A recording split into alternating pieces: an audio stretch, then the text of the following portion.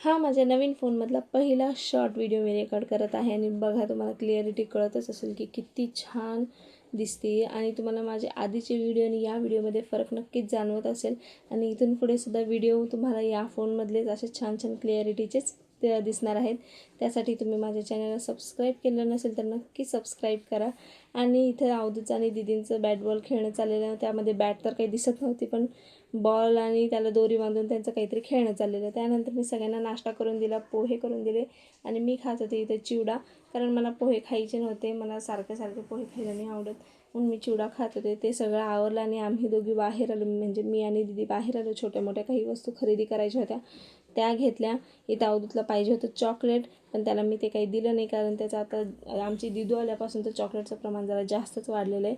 आणि घरी येऊन परत अवधूत झोपायचं असे नखरे करत होता, म्हणून आई त्याला असं कानात हेडफोन घालून नुसतं झुलवत होत्या।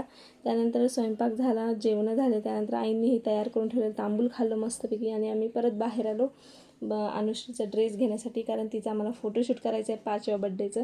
पण आम्हाला मनासारखा असा काही ड्रेस मिळतच नव्हता, म्हणजे आम्ही इतके दुकानं फिरलो ना, खूप दुकानं फिरलो, पण आम्हाला मनासारखं असं काही मिळतच नव्हतं।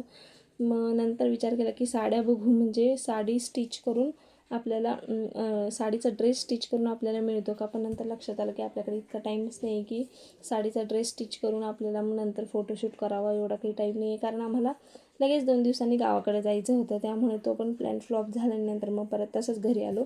तर चला, असा होता माझा आजचा व्हिडिओ। कसा वाटला कमेंटमध्ये नक्की सांगा, चॅनलला सबस्क्राईब नक्की करा। चला भेटू नेक्स्ट व्हिडिओ, बाय बाय।